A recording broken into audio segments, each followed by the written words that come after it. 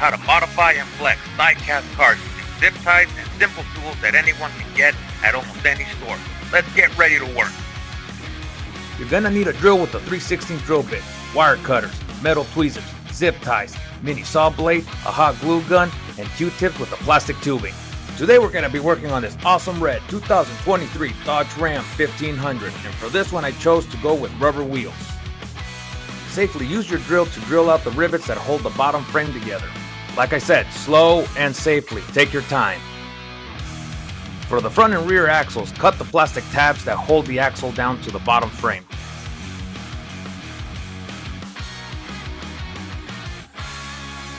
In the center of the plastic tabs that hold down the axle, cut off this plastic piece and try to smooth it down as best as possible.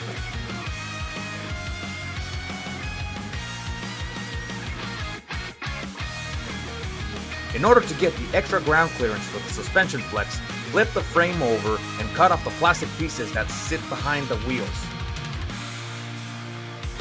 At the edge of the frame where the axle sits, there's a little V-notch.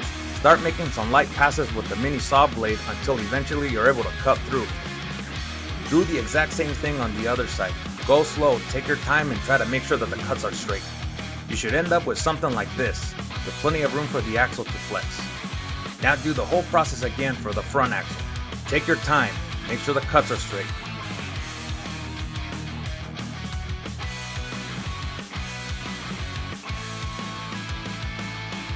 Take the interior frame and assemble it with the bottom frame.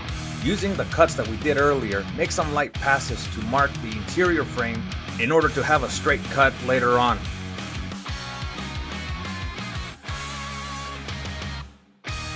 Once the interior is marked, take off the bottom frame and start making some very light passes at a time, little bit at a time. It doesn't take much for this to go wrong. You don't really need much of a cut, just enough that you see a notch. After each pass, I would recommend assembling the interior with the bottom frame and just check to see that it's still aligned. It's important that the cuts on the interior be aligned with the bottom frame in order to keep the axle straight when rolling, but also straight when it's flexing.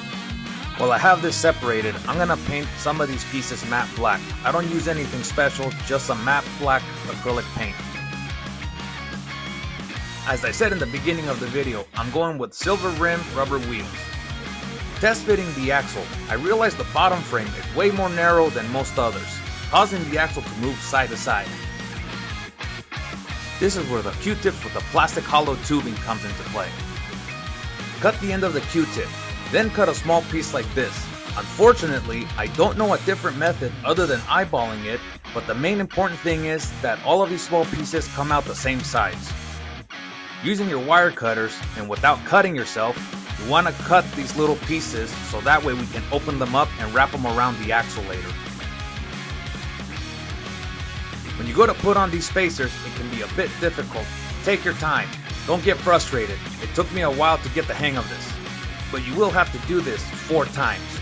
Once you got the spacers cut and installed on the axle, test fit them on the bottom frame.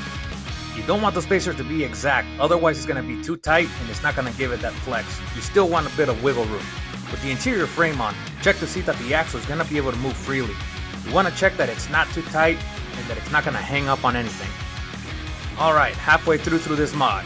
I'll take the zip tie, cut the thin end piece off, then bend the end of the zip tie and test fit it to the bottom frame like this in the video. You want it to sit like this, where the bent end is right at the corner where the drop is on the frame and the cut end of the zip tie sits right in the middle where the axle sits. Once you find the correct length, you want to do this 2 more times. You're going to need 2 pieces of zip ties for the front axle. Once you got your pieces ready, put the front axle on and then add a bit of hot glue on the frame. With the hot glue on the frame, you can put your zip tie pieces down and that'll hold them in place so that way you can secure them later. Place the zip tie pieces close together and center on the frame. Sometimes it can be a bit frustrating, so don't lose your patience and accidentally burn yourself. It should end up looking something like this. Afterwards, place more hot glue over the zip ties to secure them in place. For the rear axle, we're going to do something different. With the wire cutters, we are going to cut half of the plastic tab that held down the axle, like this. The The reason being, the center gap where the axle sits is too narrow. You want to create a bit more space so it's stable in the back and it keeps the car level. The other reason is the car is not level even when it was stock. In the frame, there seems to be a difference in the drop of the frame from the front axle and the rear axle. This is why for the rear axle we have to use a different method. You're going to do the exact same thing like you did for the front axle. You're going to bend the zip tie and then test fit it to see if it sits in the correct spot. Except this time, instead of the zip tie pieces being closer together, they're going to be more spread apart. Once you got your zip tie pieces ready, put the axle back on and then put some hot glue on the bottom frame to hold down the zip ties as you adjust them into the correct position.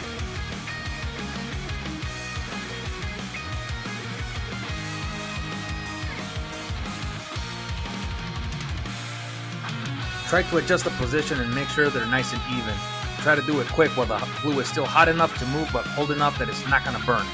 Once you got everything in place, put more hot glue across the zip ties to lock everything in. We are almost done. Assemble the car together and check that everything sits the way it's supposed to. Sometimes if you put too much glue, the interior frame won't sit flat. Check to see that the car sits level. Lightly push down on the sides and see if the car springs back to center. If it doesn't, you may have to go back and adjust some more. Once you have all the internals set and adjusted, put a generous amount of hot glue where the rivets used to be and assemble the car back together.